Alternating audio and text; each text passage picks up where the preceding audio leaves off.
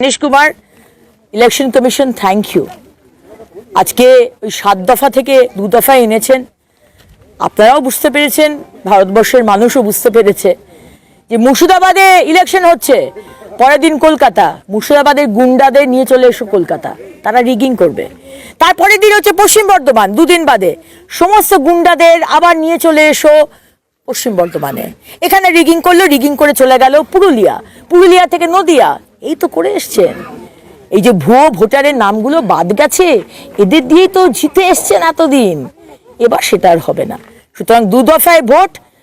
কারাক থাকবে একদম security force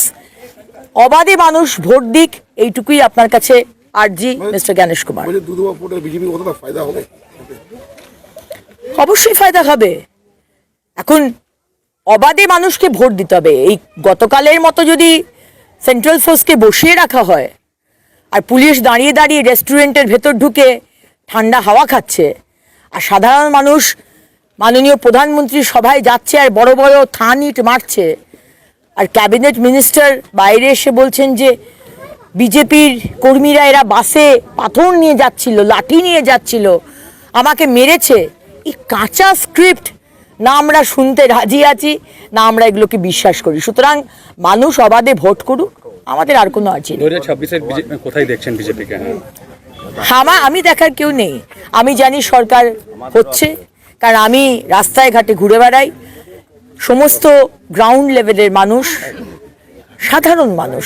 তারা বলছে আমাদের পরিবর্তন চাই এই তৃণমূল আর নয় আর আমাদের সম্মানীয় গৃহমন্ত্রী বলেই দিয়ে গেছেন we are winning by 2/3 majority Ganesh Kumar election commission thank you আজকে 7 দফা থেকে 2 দফা এনেছেন আপনারাও বুঝতে পেরেছেন ভারতবর্ষের মানুষও বুঝতে পেরেছে যে মুর্শিদাবাদে ইলেকশন হচ্ছে পরের দিন কলকাতা মুর্শিদাবাদের গুন্ডাদের নিয়ে চলে এসো কলকাতা তারা রিগিং করবে তারপরের দিন হচ্ছে পশ্চিম বর্ধমান দুদিন বাদে সমস্ত গুন্ডাদের আবার নিয়ে চলে এসো পশ্চিম বর্ধমানে এখানে রিগিং করলো রিগিং করে চলে গেল পুরুলিয়া থেকে নদিয়া এই তো করে এসছেন এই যে ভুয়ো ভোটারের নামগুলো বাদ গেছে এদের দিয়েই তো জিতে এসছেন এতদিন এবার সেটা আর হবে না সুতরাং 2 দফায় ভোট কারাক থাকবে একদম সিকিউরিটি ফোর্স অবাধে মানুষ ভোট দিক এইটুকুই আপনার কাছে আরজি মিস্টার গণেশ কুমার অবশ্যই ফায়দা হবে এখন অবাধে মানুষকে ভোট দিতে হবে এই গতকালের মতো যদি সেন্ট্রাল ফোর্সকে বসিয়ে রাখা হয় আর পুলিশ দাঁড়িয়ে দাঁড়িয়ে রেস্টুরেন্টের ভেতর ঢুকে ঠান্ডা হাওয়া খাচ্ছে আর সাধারণ মানুষ মাননীয় প্রধানমন্ত্রীর সভায় যাচ্ছে আর বড় বড় থান ইট মারছে আর ক্যাবিনেট মিনিস্টার বাইরে এসে বলছেন যে বিজেপির কর্মীরা এরা বাসে পাথর নিয়ে যাচ্ছিল লাঠি নিয়ে যাচ্ছিল আমাকে মেরেছে এই কাঁচা স্ক্রিপ্ট না আমরা শুনতে রাজি আছি না আমরা এগুলোকে বিশ্বাস করি সুতরাং মানুষ অবাধে ভোট করুক আমাদের আর কোনো আছে 2026 কোথায় দেখছেন বিজেপিকে আমি দেখার কেউ নেই আমি জানি সরকার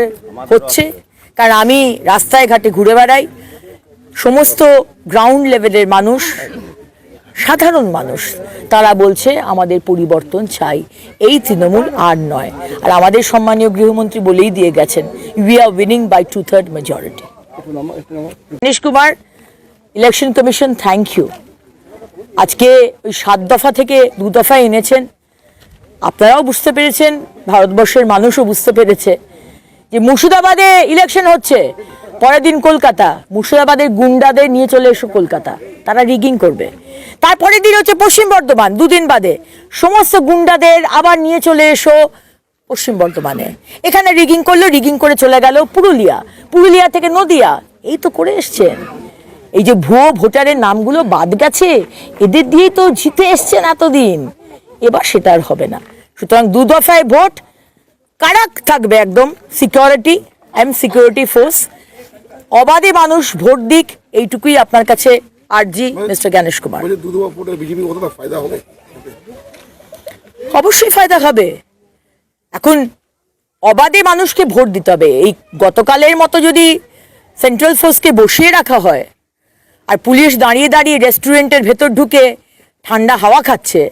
আর সাধারণ মানুষ মাননীয় প্রধানমন্ত্রীর সভায় যাচ্ছে আর বড় বড় থান ইট মারছে আর ক্যাবিনেট মিনিস্টার বাইরে এসে বলছেন যে বিজেপির কর্মীরা এরা বাসে পাথর নিয়ে যাচ্ছিল, লাঠি নিয়ে যাচ্ছিল, আমাকে মেরেছে। এই কাঁচা স্ক্রিপ্ট না আমরা শুনতে রাজি আছি, না আমরা এগুলোকে বিশ্বাস করি। সুতরাং মানুষ অবাধে ভোট করুক, আমাদের আর কোনো আর্জি নেই। 2026 কোথায় দেখছেন বিজেপিকে? আমি দেখার কেউ নেই। আমি জানি সরকার হচ্ছে, কারণ আমি রাস্তায় ঘাটে ঘুরে বেড়াই। সমস্ত গ্রাউন্ড লেভেলের মানুষ, সাধারণ মানুষ,